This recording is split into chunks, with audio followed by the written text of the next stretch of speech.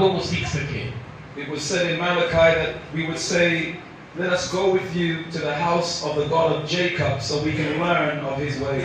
और इसलिए मलाकी की किताब में लिखा है कि आओ हम यहोवा के घर, याकूब के यहोवा के घर को चले ताकि हम उनके मार्गों को सीख सकें। The house of God is a place we come to learn about the ways of God. और हम देखते हैं परमेश्वर का भवन ऐसा जगह है जहाँ पर हम परमेश्वर के मार्गों को देखने के लिए, उसके ऊपर चलने के लिए आते हैं। And therefore, the house of God is a very challenging place for us. और इसीलिए परमेश्वर का भवन या परमेश्वर का मंदिर हमारे लिए बहुत चुनौती का स्थान बन जाता है। Because God said, my ways are not like your ways. क्योंकि बाइबल कहती है, परमेश्वर कहता है, मेरे मार्ग तुम्हारे मार्ग नहीं है। He said, my thoughts are not like your thoughts. मेरी कल्पनाएं तुम्हारी कल्पनाओं से नहीं मिलती है। And so the walk of Christ, इसलिए मसीह के अंदर चलना, is for us one where we continually die to ourselves. और मसीह के अंदर चलना यानी रोज हमें हमारे शरीर में मरना। God is doing something wonderful in me. God is doing something wonderful in me. It's something awesome and incredible that only He will get the glory. God is doing something wonderful, incredible and awesome. Year 5 in the big India house. Joseph is on his phone.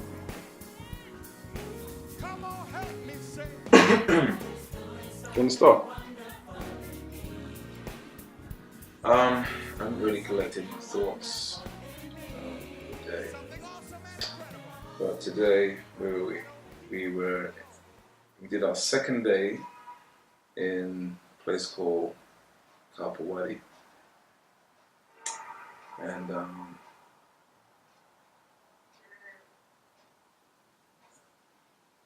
did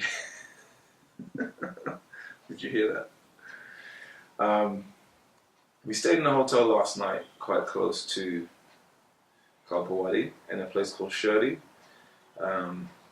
That's a place where Pastor Moses has bought a piece of land and intends to build a Bible college on that spot. We stayed in a hotel, so we wouldn't be too far away from the church. It was good to get 2 days worth of ministry in this church. I believe it's what the Lord wanted. We've had a good time really teaching to the church on the doctrine of Christ, the doctrine of the apostles, and the holiness that we have received both through the Word and also from our fathers. So it's been an interesting time for us here. I think one of the things that has really stood out, I mean, I'm grateful to have been able to do ministry with Johnson Gadetti. He's a praise and worship leader here. We just came in from having a meal with him tonight. He's been superb. He's taken us up and down in the car, and he's also been leading praise and worship, and a young man who really gets praise and worship, and that's evolved from doing church in a house setting and really being committed to doing house ministry every day of the week with a job. And I think it's only now that he's got a family, his wife and child, it's started to slow down a bit, but he's got a very solid foundation for worship. We had a moment of worship today together, which was beautiful, singing "There's Power in the Name of Jesus," English, then in Hindi, and then we were just kind of ad-libbing together, and it was blessed. Anointing came down. So we've had a good time. Today I think I will just comment mainly on the sacrifices that people make over here for the gospel. The gospel and the preaching of the gospel is the main thing in the lives of the people that we meet.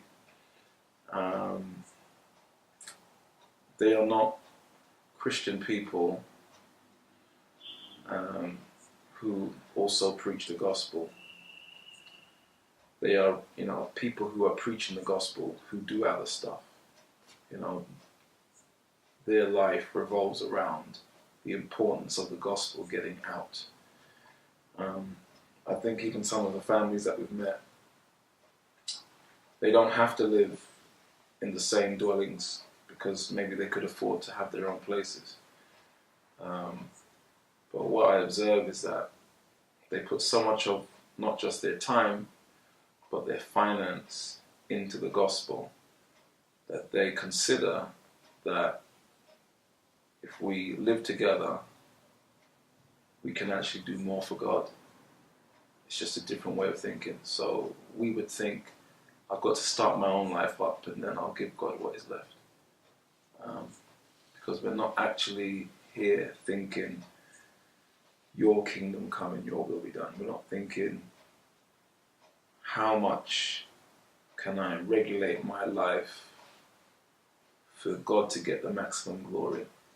If I have 30 years left to live, how can God get the best of those 30 years? How can I end those 30 years having given God so much glory? And how far can I push and expand His kingdom before I die? We're probably thinking, how much money can I earn? Can I retire in the house of my dreams? How much can I leave for my children? It's just an indictment. If you live with these people for a while, it's like you've just started to live for God, because you're on it every day. You're on it. You're here thinking, I've got to preach the gospel. And maybe on a shorter video, on the next video, we'll talk about the persecution that the church is facing in the north of India. I think we'll leave that for another day. Needless to say, when you have to preach the gospel secretly, and when you send your ministers, like we did yesterday for Pastor Sastry, a 36-hour train journey to get to a place where people are being killed for preaching the gospel, you just think, I'm not actually living for God. So this is a real humbling experience. We're saved and we say we're Christians, but essentially it seems as if in the West we're into the theatre of church. We go to the polished platforms and we want to go where people can see us, and we want to be the church that people want to come to. But we're not the church that's going anywhere. We're not the church that's reaching as much as it could. And that's maybe not everyone, maybe not everywhere, but that feels to me the prevailing spirit of the churches in the West. And I wouldn't say it's a wake-up call for me. We knew about this, but I think being back here, we feel very much immersed in this work again. And I think any visit here for anyone will be life transforming. Anyhow, we'll come back another day and we'll give more detail. Thank you for your time, and God bless you.